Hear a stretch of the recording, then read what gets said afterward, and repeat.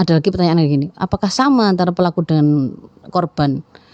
Kalau dia itu sama-sama pelaku homoseksual, pelaku liwat, pelaku sodomi seperti kaum Sodom, itu sebenarnya kalau dalam fikih baik pelaku baik yang di atas yang di bawah ya, yang jadi laki-laki maupun jadi perempuan maksudnya. Istilah kalau hari ini itu boti gitu ya.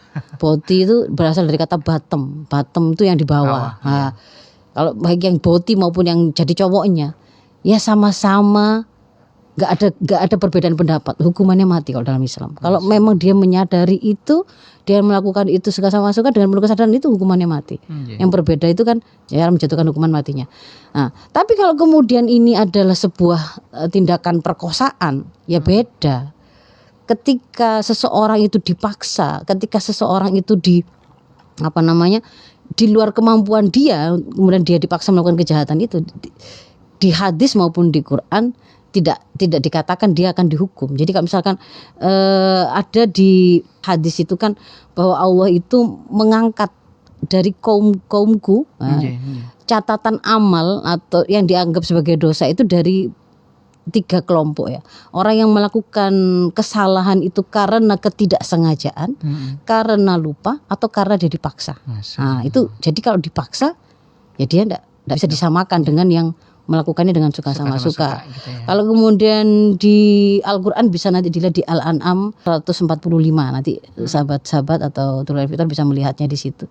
Jadi di situ itu kalau Ibnu Qayyim mengisahkan ayat ini jadikan hujah oleh Ali bin Abi Thalib ketika ada seorang perempuan yang dipaksa berzina oleh seorang penggembala untuk dapat air minum sementara dia posisinya kehausan. Nah, itu kemudian Imam Ali ketika Umar bin Khattab sebagai khalifah saat itu mau menghukumi, dia menyatakan ada ayat ini dalam Al-Quran Al-An'am 145.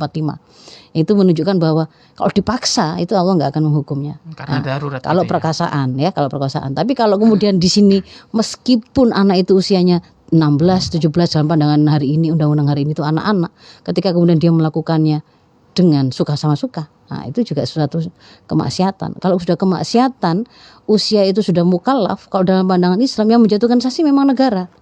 Gitu. Makanya kalau dalam pandangan Islam itu sebelum anak itu mukallaf, orang tua, para pendidik itu akan memakai semua perangkat yang dia punya untuk membuat anak itu terlahir lurus gitu loh.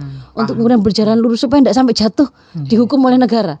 Kalau perlu ada ta'dib, ada penjatuhan sanksi dalam pendidikan, itu akan diambil oleh guru, oleh orang tua. Tetapi tidak dalam rangka untuk apa? Kalau dalam pendidikan itu kan bukan ta'dib, itu bukan untuk menghukum sebagai sebuah pelanggaran, tapi itu dia dalam rangka anak sedang belajar, belum sempurna pemahaman yang dia punya, kepribadian Islam yang masih on off, kadang dia kadang enggak. Nah, yang kayak begitu itu dibantu dengan adakan dikasih hukuman. Ta'dib namanya, bukan karena kebencian, bukan karena ingin mengkapokkan atau enggak suka, enggak, tetapi itu dalam rangka meluruskan anak. Begitu lurus dia harus disambut. Tapi kalau kemudian negara prinsipnya itu justru penjatuhan sanksi yang tegas itu memang satu sisi itu akan membuat orang-orang yang tidak melakukan kemaksiatan, belum melakukan kemaksiatan yang sama, itu akan diajari untuk jangan pernah sekali-kali melakukan itu.